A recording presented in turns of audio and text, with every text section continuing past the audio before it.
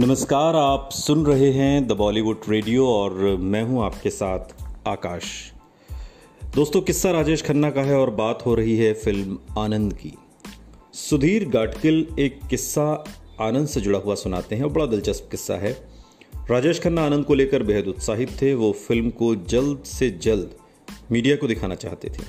मुंबई के VT station के पास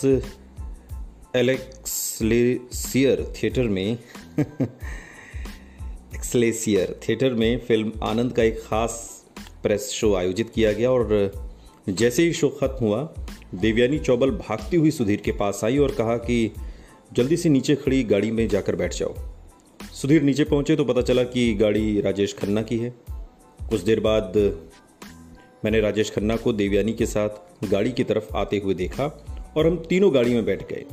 फिर मेरे सामने राजेश खन्ना ने देवयानी से पूछा, तुम्हें फिल्म कैसी लगी? देवयानी कुछ पल उनकी तरफ देखती रही, फिर बोली, तुम उस लंबू के साथ कभी काम मत करना, वो तेरी छुट्टी कर देगा। देवयानी की बात सुनकर राजेश खन्ना बहुत हैरान थे। वो हंसकर बोले, क्या हुआ? उस लंबू में ऐसा क्या है? देवयानी ने जवाब दिया, तुमने उसकी आंखें देखी, उसकी आवाज़ सुनी? मैं तुमसे कह रही हूं कि उसके साथ दोबारा कभी काम मत करना। राजेश खन्ना फिर हंस दिए। सुधीर गाडगिल के मुताबिक राजेश खन्ना देवयानी की बात को गंभीरता से बिल्कुल नहीं ले रहे थे, जबकि देवयानी उन्हें बार बार समझाने में जुटी हुई थी। राजेश खन्ना को पहला ब्रेक देने वाले निर्माता जीपी सिप्पी उन दिनों अपनी नई फिल्म अंदाज बना रहे थे। अंदाज के साथ उनके बेटे रमेश सिप्पी निर्देशन में कदम रख रहे थे। फिल्म में शम्मी कपूर और हेमा मालिनी की जोड़ी थी। बढ़ते वजन की वजह से शम्मी कपूर खास तौर पर रोमांटिक रोल में असहज नजर आने लगे थे। उनकी उम्र अब चेहरे पर झलकने लगी थी और उनकी पिछली कुछ फिल्में भी कुछ खास नहीं चली। बॉक्स ऑफिस पर अंदाज के भाव बढ़ाने के लिए जीपी सिप्पी ने रमेश सिप्पी से कहा कि राजेश खन्ना का एक छोटा सा रोल इसमें रखते हैं। राजेश खन्ना जीपी सिप्पी की बहुत इज्जत करते थे। उन्होंने फौरन अंदाज में काम करने के लिए हाँ कर दी।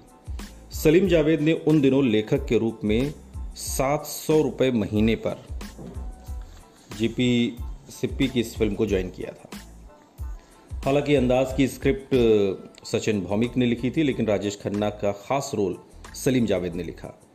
ये एक गेस्ट अपीयरेंस था जिसमें राजेश खन्ना बहुत कम समय के लिए पर्दे पर नजर आते हैं, लेकिन इस छोटे से रोल का असर कुछ ऐसा था जिसने फिल्म के हर कलाकार और पहलू को फीका कर दिया। राजेश खन्ना का ये रोल हिंदी सिनेमा के सबसे मशहूर गेस्ट अपीयरेंस में से एक बन गया।